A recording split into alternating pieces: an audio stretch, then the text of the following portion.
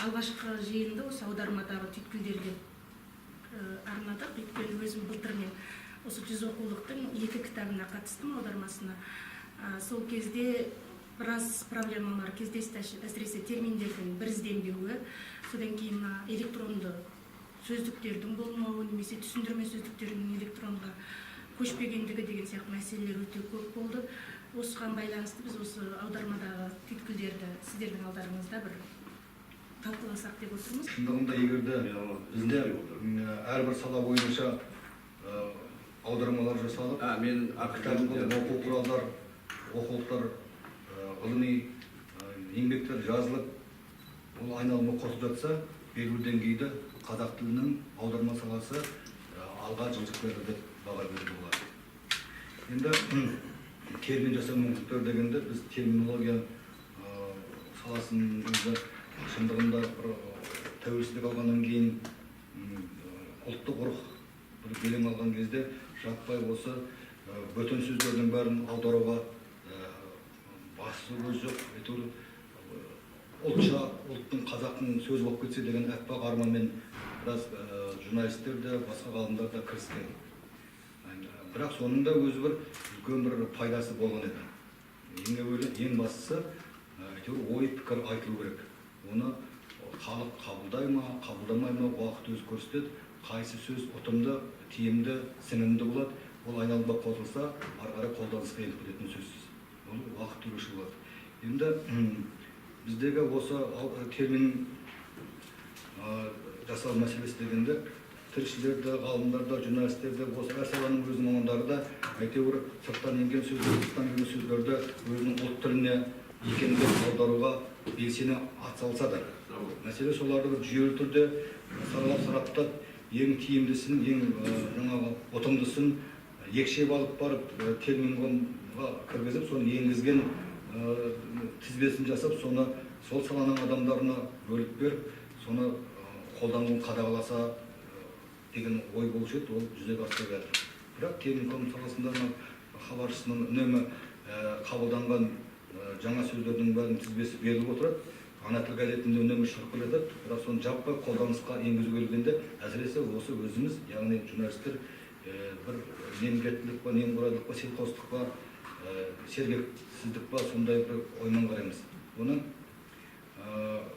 ең бастысы тілдің, терминнің айналымға түсіп кетуі әсіресе осы журналистерге тікелей байланысты.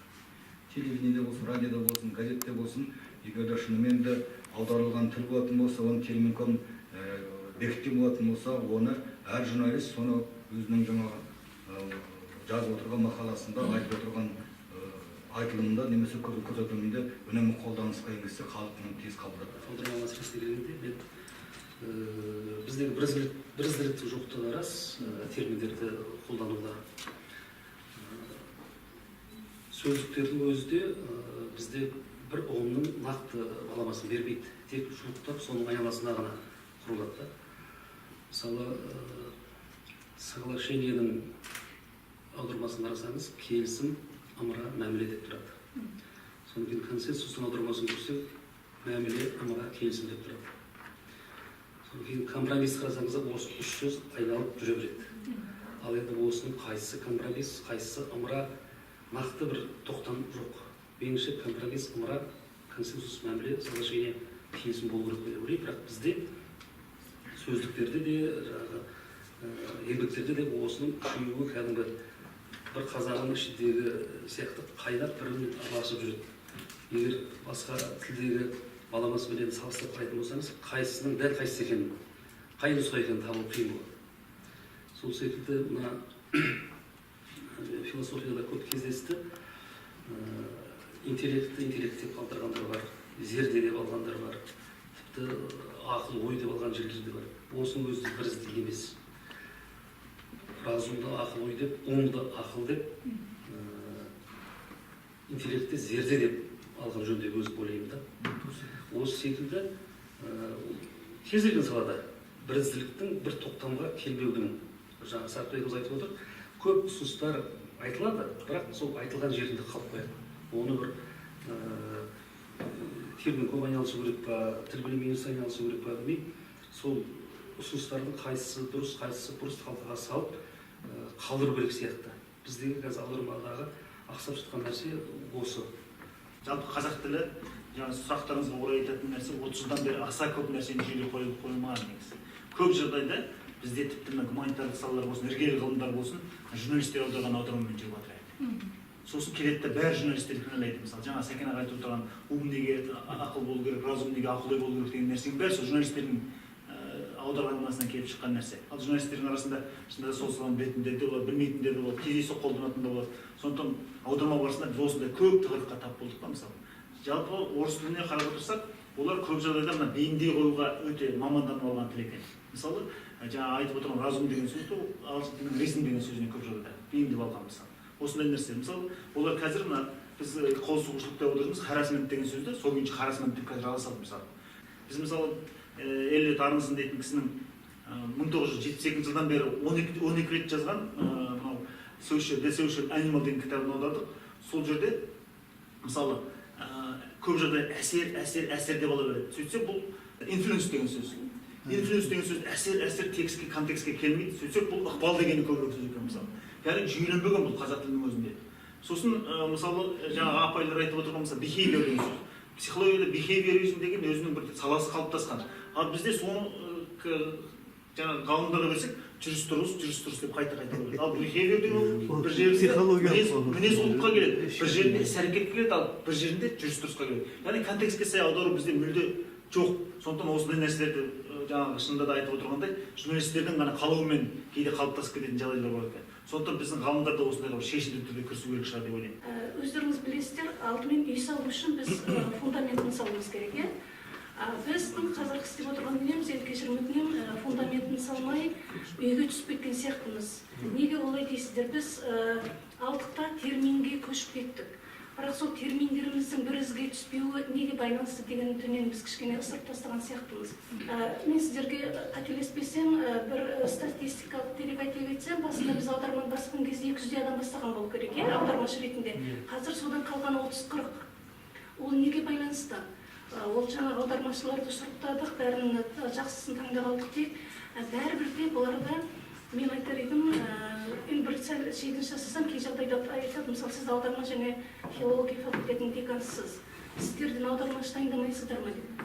Әрине біз дайындап жатырмыз, бірақ егер балада аудармашылық қабілеті жоқ болса, ол балада ары қарай өзінде негізі жоқ болса аударма жасайтын, оны 1000 жерден оқысаң одан аудармашы шықпайды деп мен ойлаймын. Демек, жаңағы аудармашылардың барлығы әйтеуір қолында бір дипломы бар, әйтеуір бір жерден бітірген балалар. Аудармашы болудың, жаңа термин жасаудың ең дұрысы, жаңа есе айтып кеткендей, тілдерді сезіне білу. Ол біздің тілімізге қабылданатын дүние ме, қабылданбайтын дүние ме? Кезінде білесіздер, балкон деген балдықта қылтима деп шығара салдық.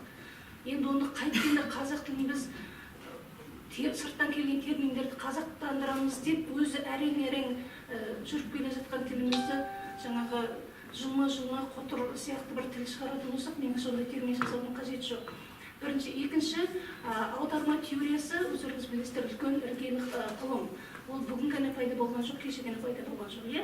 Оларда қаншама ғалымдар еңбек етті, қаншама лингвистер жұмыс жасады. Оларда енді қабылдамасақ та халықаралық термин деген ұғым бар. Біз одан ешқайда қашып кете алмаймыз.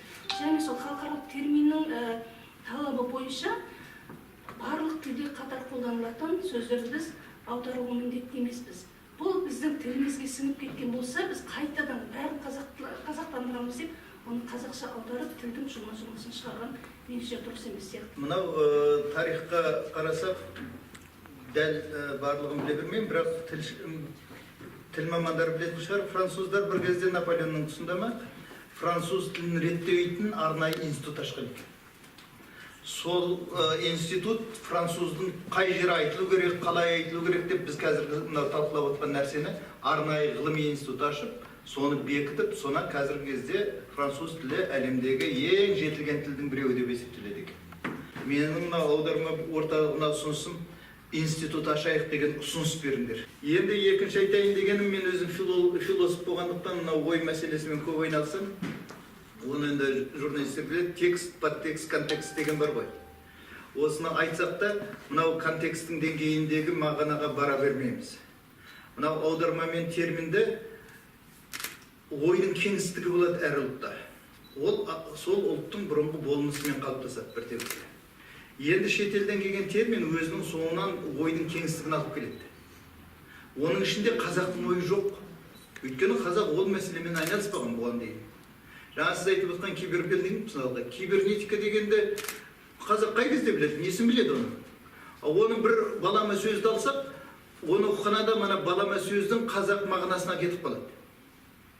Сонда да кибернетиканың өзі кіргізетін мазмұнның мағынасы бұрмаланып, ана қазақи болмысқа кіріп кетеді, ананың екеніне жете бермейді. Әлі оған жету үшін арнайы институт бітіру керек болады. Сондықтан мағынасы біздің қазақи болмыста бұрын болмаған нәрсені көрсететін термин келсе, шамасы сол терминді алуымыз керек. Сонда жаңағы термин оқыған қазақты, оның мазмұны сенің бұрынғы көкеңнің түсінігі емес, бұл халықаралық ғылымның түсінігі, соны ойла деген нұсқау болып тұрады да контекстінде. Терминнің өзі кірген кезде.